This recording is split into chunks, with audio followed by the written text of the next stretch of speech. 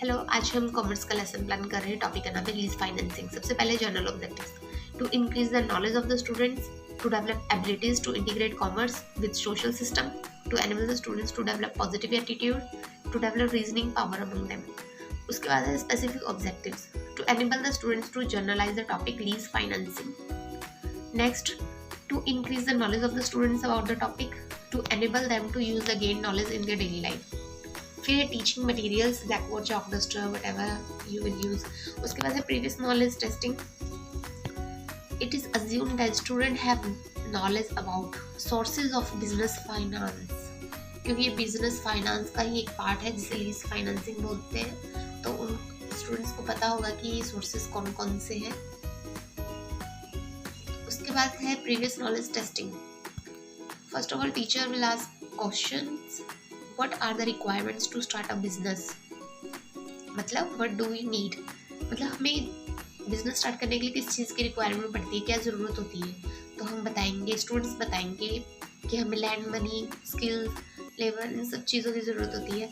Next question is why does a business need finance, एक business को finance की ज़रूरत क्यों पड़ती है। तो स्टूडेंट बोलेंगे कि उसे एक सामान खरीदना होगा, मटेरियल को कुछ मार्केटिंग पे खर्च करना होगा, कुछ भी चीज़ें जैसे मशीनरी वगैरह, कहीं पे कोई रेंटल, कोई रूम लेना हो या ऑफिस खरीदना हो, तो इसलिए।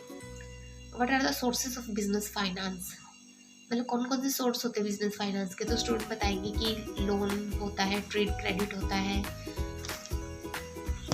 उसके बाद है फोर्थ क्वेश्चन जो लास्ट है, name the business finance in which a person gives the right to use an asset on lease, मतलब उस बिजनेस फाइनेंस का नाम बताओ जिसमें एक पर्सन अपनी कोई एसेट यूज करने के लिए दे देता है लीज पे। तो स्टूडेंट्स को पता नहीं होगा क्योंकि वो पहली बार ये टॉपिक कर रहे हैं और सुना भी उन्होंने कम होगा इसके बारे में, तो उन्हें पता नहीं चलेगा।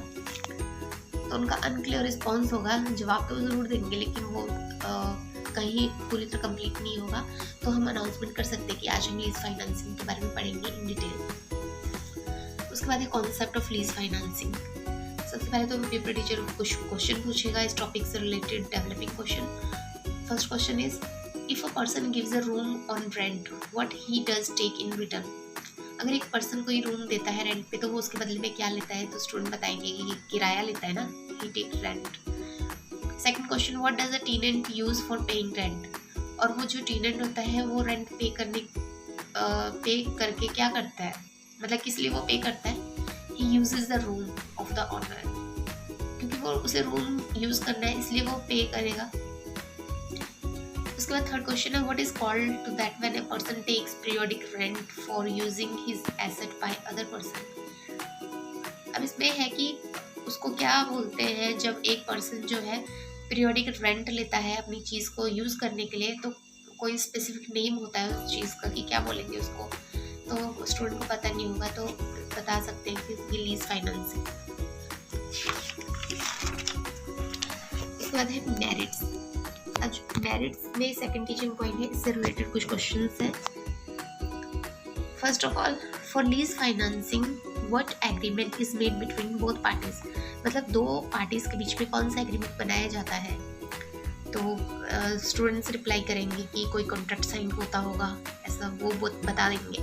Second question is, after making agreement whom the asset goes to, मतलब एग्रीमेंट के बाद वो चीज़ किसके पास जाती है, वो जो एसेट होती है।